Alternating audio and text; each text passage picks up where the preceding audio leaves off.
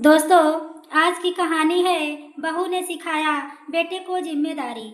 महिमा, मैंने एक बहुत अच्छी कॉलोनी में हम दोनों के लिए एक छोटा पर अच्छा सा घर देख लिया है और बहुत जल्दी ही हम लोग वहाँ शिफ्ट हो जाएंगे। इसलिए तुम बिन समय गंवाए सब सामान की पैकिंग करना शुरू कर दो। आलोक ने अपनी पत्नी महिमा से बहुत ही ज्यादा खुश होते हुए कहा, लेकिन महिमा तो आलोक की यह शब्द सुनकर एकदम से चौंक पड़ी और पलटकर आलोक की तरफ आश्चर्यचकित भाव से देखने लगी। यह क्या कह रहे हो तुम आलोक? महिमा एकदम से घबरा कर बोली, अरे लो, इसमें मैंने कौन सी ना समझने वाली बात कह दी। साफ साफ तो सब कुछ कह रहा हूँ कि अब यह घर छोड़कर हम लोग दूसरे घर शिफ्ट होने के लिए चल रहे हैं। तुम भी ना। महिमा बस। आलोक ने महिमा का मजाक उड़ाते हुए कहा। और आलोक, मम्मी पापा क्या इस घर में अकेले रहेंगे? महिमा को तो आलोक की बात कुछ समझ में नहीं आई, या फिर वह समझ कर भी अनजान बन रही थी। महिमा, जब मेरे बाकी दोनों भाइयों की जिम्मेदारी नहीं बनती पापा मम्मी के प्रति, तो फिर यह जिम्मेदारी मेरी भी नहीं है। बहुत उठा लिया मैंने अपने मम्मी पापा की जिम्मेदारी। मम्मी पापा सिर्फ मेरे ही नहीं हैं, उन लोगों के लिए भी हैं। आलोक ने गुस्से में कुछ कहकर लापरवाही के साथ इस तरह से कहा मानो उसे सचमुच अपने मम्मी पापा की कोई भी परवाह नहीं थी। लेकिन आलोक, मैं अभी तक तो यही समझ रही थी कि तुम यह सब मजाक में कह रहे हो कि हम लोग दूसरे घर में शिफ्ट हो जाएंगे। पर ऐसा क्यों? आखिर मम्मी पापा इस उम्र में किसके सहारे रहेंगे? यहाँ पर आलोक, क्या सचमुच मम्मी पापा को इस घर में अकेला छोड़कर जाना चाहते हो, या फिर अपने भाइयों का बदला अपनी मम्मी पापा से निकालना चाहते हो? आखिरकार महिमा ने अपने पति आलोक से सवाल दाग दिया। महिमा, अब जब तुम ही सब कुछ जानती हो तब भी क्यों यह सब कह रही हो? आलोक ने चिढ़ते हुए कहा। आलोक, मैं सब कुछ जानती हूँ, लेकिन उसमें दोस्त मम्मी जी और पापा जी का कहाँ है? माना कि तुम्हारे दोनों भाई पापा जी और मम्मी जी के प्रति अपनी जिम्मेदारी नहीं समझ रहे या नहीं निभाना चाह रहे हो, तो क्या हम लोग भी इस जिम्मेदारी से मुंह मोड़ लें? यह तो हम लोगों के लिए बहुत ही सौभाग्य की बात है कि उनकी सेवा का दायित्व हम दोनों को मिला है। और मान लो तुम मम्मी जी और पापा जी की इकलौते बेटे होते, तो तब भी क्या तुम यही सोच रखते? महिमा ने प्रश्न भरी नजरों से आलोक की ओर आते हुए देखा। कहा, महिमा, तब की बात अलग होती। आलोक ने फिर से लापरवाही से अपने कंधों को उचका दिया। तो फिर मान लो कि तुम उनके इकलौते बेटे हो। जब मम्मी जी और पापा जी को इस बारे में पता चलेगा तो सोचा भी है कि उन दोनों के दिल पर क्या बीतेगा, कितनी ज़्यादा टूट जाएंगे वह दोनों। हम दोनों के सहारे ही तो वह लोग हंसी खुशी अपना जीवन व्यतीत कर रहे हैं। हम दोनों पर वो गर्व करते हैं। अगर हम उनसे दूर हो जाएंगे तो क्या वह इस उम्र में भी भला खुश रह पाएंगे? महिमा अभी भी अपनी बात पर पूरी तरह से अड़ी हुई थी। महिमा, जब मेरे दोनों बड़े भाइयों को इस बात से कोई फर्क नहीं पड़ता तो मैं भी क्यों सोचूं? और अब मुझसे ज़्यादा बहस न करो। मैं किराए के लिए घर देख लिया है, कल एडवांस भी दे आऊँगा। बस तुम अपना, मेरा और बच्चों का सामान पैक करना शुरू कर दो। आलोक नहीं, महिमा के ऊपर गुस्सा करते हुए कहा और उठकर बाहर चला गया। आलोक तो बाहर चला गया, लेकिन महिमा उन परिस्थितियों के बारे में सोचने लगी कि क्यों, हाँ, कैसे ये परिस्थितियाँ उत्पन्न हो गई। महिमा जब इस घर में पहली बार आई थी तो पूरा भरा पूरा परिवार था। सास ससुर सूरज जी, गीता जी और जेठानी थे। लेकिन वह लोग अपनी नौकरी के कारण अपने बच्चों के साथ दूसरे शहर में रहते थे और महिमा आलोक के साथ पुश्तैनी घर में अपने सास ससुर के संग। आलोक की अपनी एक दुकान थी।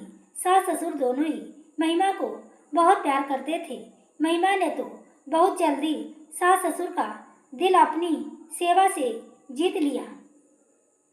आलोक भी महिमा को बहुत प्यार करता था, क्योंकि महिमा भी थी ही ऐसी, काफी समझदार और संस्कारी।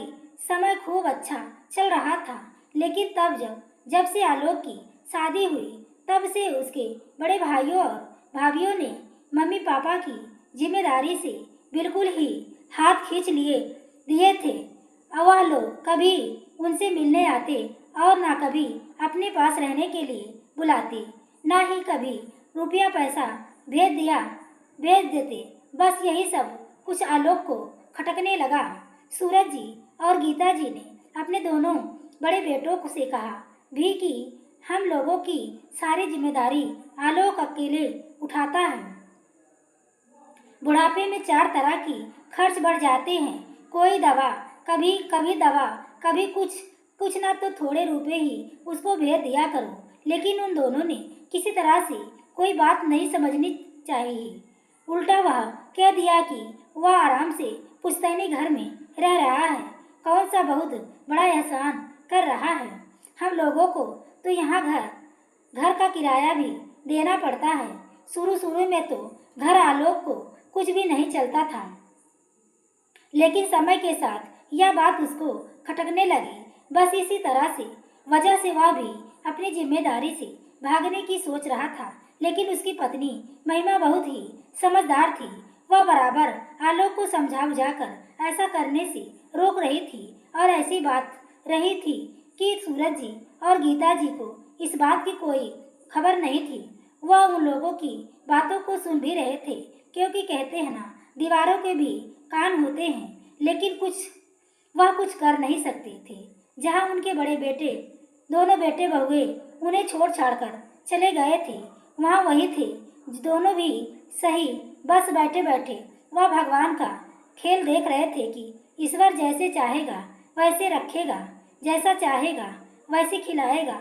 लेकिन हाँ, कहीं ना कहीं बहू महिमा पर बहुत भरोसा था, क्योंकि वह सचमुच बहुत ही संस्कारी और सुशील थी। आज भी जब आलोक चिढ़ते हुए सारी बातें महिमा से कह रहा था, तो वह दोनों वही बरामदे में बैठे बैठे सब सुन रहे थे, लेकिन फिर भी लाचारी ही महसूस कर रहे थे खुद को। और सब कुछ तो ठीक था, लेकिन बच्चों के बिना कैसे रहेंगे। बस इसलिए ना चाहते हुए भी उनकी आंखों से आंसू बह रहे थे। जब छोटा पोता पोती पास आकर खेलते तो उनका हर तरह का दुख और कष्ट समाप्त हो जाता। लेकिन अगर बच्चे चले गए तो सचमुच जीवन दुर्लभ सा हो जाएगा। जब आलोक बाहर से वापस आया तो फिर से महिमा से बहस करने लगा, लेकिन महिमा इस तरह के पाप की सहभागी बिल्कुल भी नहीं होना चाहती थी। महिमा, चुपचाप तैयारी शुरू कर दो और इसके बाद तुम एक भी शब्द नहीं बोलोगी। जो मैं कह रहा हूँ वही होगा। अब तो आलोक ने जोर जबरदस्ती करते हुए कहा, ठीक है आलोक, अगर तुम्हारी यही जिद है तो ठीक है, मैं तुम्हारी और दोनों बच्चों की पैकिंग कर देती हूँ। लेकिन मैं इस घर में मम्मी जी और पापा जी को अकेला छोड़कर बिल्कुल भी नहीं जाऊंगी। यह मेरी जिद है। महिमा ने भी आखिरी निर्णय पर पहुंचते हुए कहा।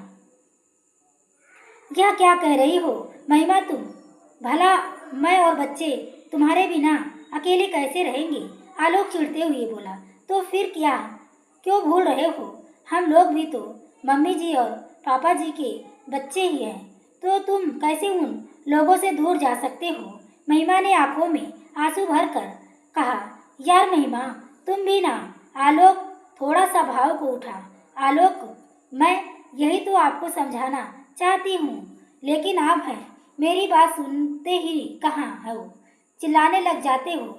जरा ठंडे दिमाग से सोचो, क्या मैं जो कुछ कह रही हूँ वह गलत कह रही हूँ? फिर भी कोई आपको गलत नहीं कहेगा। हर कोई एक बहू की ऊपर ही अंगुली उठाएगा, क्योंकि लोगों की नज़रों में जो कुछ सास ससुर के साथ गलत होता है वह बहू ही करती है, भले गलती तुम जैसे बेटों की हो क्यों ना हो। महिमा ने आलोक का हाथ पकड़कर बड़े प्यार के साथ कहा। आज आलोक सचमुच कुछ सोचने को विवश हो गया और फिर थोड़ी देर बाद आखिरकार बोल उठा। महिमा, सचमुच मान गया तुमको। यहाँ आज के समय में बहुएं अपने सास ससुर की सेवा करने से मुंह मोड़ती हैं, वहीं मैं तुम जैसी पत्नी पाकर धन्य हो गया। भाग्यशाली हूँ मैं कि तुमने हर प्रकार से समझाकर मुझको भटकने से रोक लिया। मम्मी पापा भी बहुत किस्मत वाले हैं जो उनको इतनी अच्छी और सुगर बहू मिली है। अब तो आलोक भी महिमा की बातों से उसके आगे नतमस्तक हो गया और अंदर बैठे सूरज जी और गीता जी बहू की बातों से बहुत ही ज़्यादा प्रसन्न हो रहे थे कि सचमुच परिवार में इस तरह की बहुएं आ जाए तो सास ससुर की दुर्दशा कभी ना हो। गीता जी अपनी बहू से हाथ जोड़कर प्रार्थना करने लगी। बेटी, धन्यवाद, तुम्हें पाकर मैं आज धन्य हो गई, क्योंकि तुमने आज मेरे बेटे को जिम्मेदारियों से अवगत करा दिया। अपने सारी जिम्मेदारी को अच्छी तरह से समझ लिया और मेरे बेटे को भी अपने जिम्मेदारी से मुंह मोड़ने से रोक लिया। दोस्तों, कहानी आपको कैसी लगी कमेंट बॉक्स में ज़रूर बताएं। कहानी पसंद आई हो तो प्लीज़ वीडियो को लाइक और शेयर करें। चैनल पर पहली बार आए हो तो चैनल को सब्सक्राइब करें। आगे के नोटिफिकेशन के लिए बेल आइकन को ज़रूर प्रेस करें। पूरी वीडियो देखने के लिए आपको तहे दिल से धन्यवाद।